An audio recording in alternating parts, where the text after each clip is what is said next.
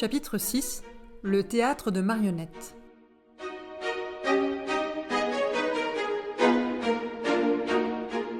Tout en marchant vers l'école, Pinocchio faisait 1000 rêves et se disait à lui-même « À l'école, j'apprends aujourd'hui à lire, demain à écrire, après-demain à compter.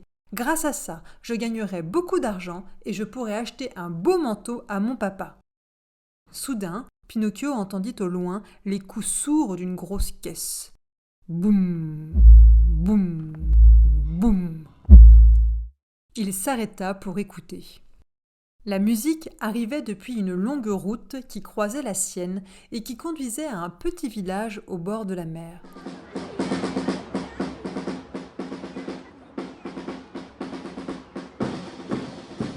Il se disait « C'est quoi cette musique ? C'est bête que je sois obligé d'aller à l'école, sinon… » Pinocchio était perplexe. Il lui semblait devoir choisir entre l'école et la musique. « Bon, aujourd'hui je vais aller écouter cette musique. Comme ça, demain j'irai à l'école. Il n'est jamais trop tard pour aller à l'école. » Sitôt dit, sitôt fait. Il s'engagea sur l'autre route et courut à toutes jambes. Plus il courait, plus il entendait distinctement les « boum, boum » de la grosse caisse. Sur une place pleine de gens, il y avait un chapiteau en bois recouvert de toiles colorées.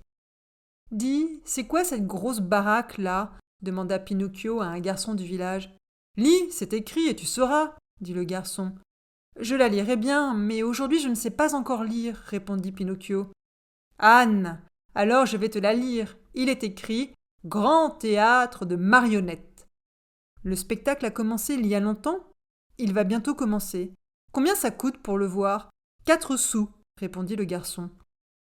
Brûlant de curiosité, Pinocchio ne pouvait se retenir. Sans honte, il demanda au garçon « Tu me prêtes 4 sous jusqu'à demain ? » « Je te les donnerai bien, mais aujourd'hui je ne peux pas les donner, » dit-il avec ironie. « Je te vends ma chemise pour 4 sous, » lui proposa Pinocchio. « Que veux-tu que je fasse d'une chemise à pois ?» s'exclama le garçon. « Tu veux acheter mon chapeau ?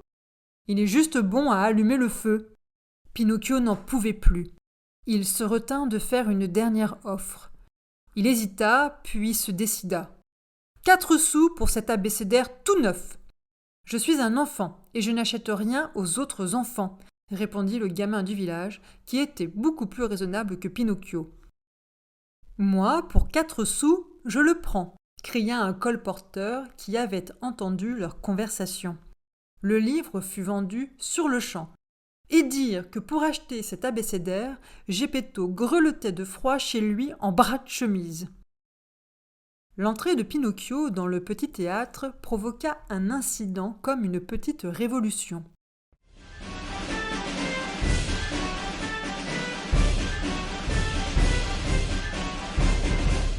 Le rideau était levé, le spectacle avait commencé.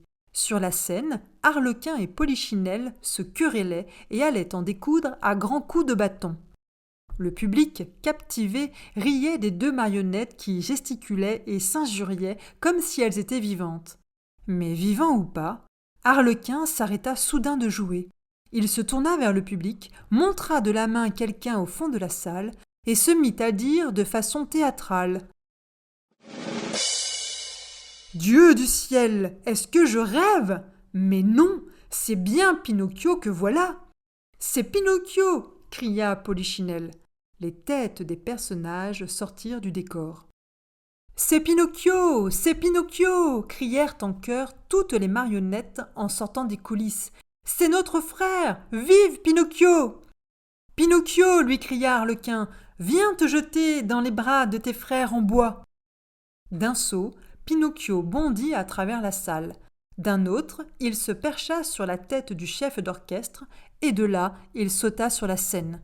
Les marionnettes lui firent la fête.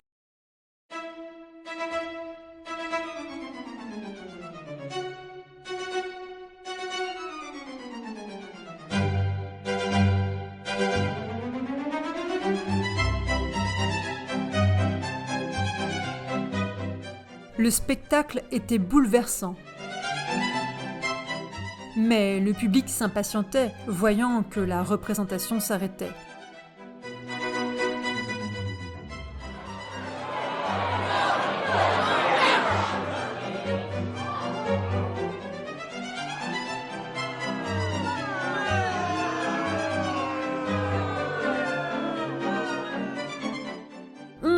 la suite !» cria le public. « Le spectacle !» C'était peine perdue. Au lieu de continuer, les marionnettes portèrent Pinocchio en triomphe.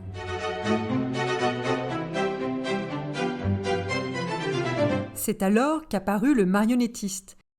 Un colosse si laid qu'il faisait peur à regarder.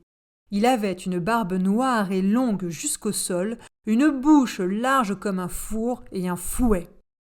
Toutes les pauvres marionnettes se turent. Elles retenaient leur souffle et elles tremblaient. On pouvait entendre les mouches voler. « Pourquoi tu es venu mettre le bazar dans mon théâtre ?» demanda le marionnettiste à Pinocchio d'une grosse voix d'ogre.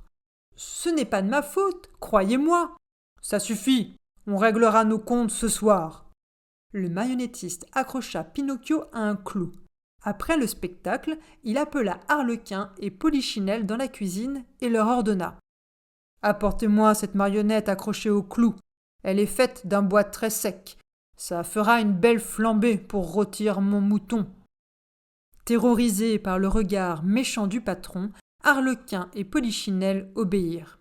Ils revinrent en tenant par les bras Pinocchio qui se débattait comme une anguille hors de l'eau en criant « Papa, sauve-moi, je ne veux pas mourir !»